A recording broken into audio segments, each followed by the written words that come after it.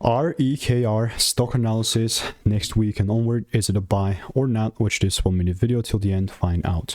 I'm looking at Rekor Systems and it's just 9% down. From what I'm seeing, the price is quite decent and I'm still looking to take things up. Context, I've spent 5 figures on courses and mentors, called out thousands of correct predictions, 10-20x moves, right, for free on my YouTube channel. And just observing Rekor, I'm just looking to double down on this long side. I mean, I've talked about this before, but here's a proof of me calling a quick little plus 4R prediction.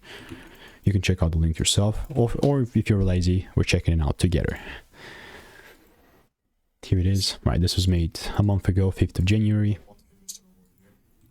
And after now we're here, right? So what am I exactly looking to do?